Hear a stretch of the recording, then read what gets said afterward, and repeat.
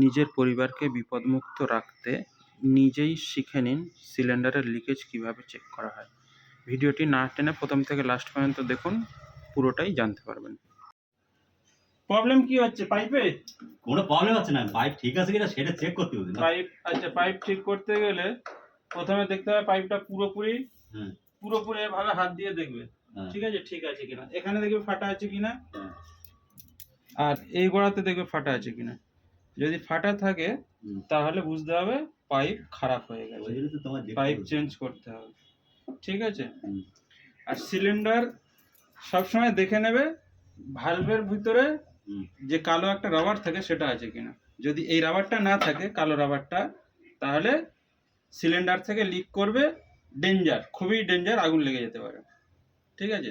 এই রাবারটাই ভিতরে যে রাবারটা, এই রাবারটা আছে কিনা উপর দিয়ে আনা, আমি নিশ্চিত দেখাচ্ছি। এই যে এই ভিতরে একটা কালো রাবার আছে, এই রাবারটা আছে কিনা দেখে নিতে হবে সবসময়, ঠিক আছে। এই রাবারটা অনেক সময় কাটা থাকে, কাটা ফাটা থাকে, ঠিক আছে, তার জন্য লিক করে। এবার রেগুলেটরটা লাগাচ্ছি, দেখুন। রেগুলেটরটা লাগানোর জন্য এইভাবে নিয়ে এই সাদা যে চুড়ির মতো আছে এটা এইভাবে চেপে এইভাবে বসিয়ে দিয়ে ছেড়ে দিতে হবে। একটা কট করে আওয়াজ হলো, সিলিন্ডার রেগুলেটর লেগে গেল। এই অন করে দিলে একটা ফিস করে আওয়াজ আসলো, তার মানে ঠিক আছে রেগুলেটরটা। আর রেগুলেটর লিক আছে কিনা কিভাবে চেক করবে?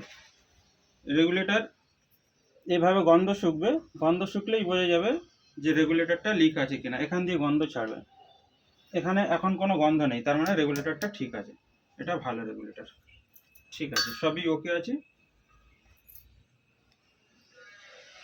সিলিন্ডারটা এইভাবে আমি এখানে বসিয়ে দিলাম। উনুন চালিয়ে দেখবো এবার জ্বলছে কিনা।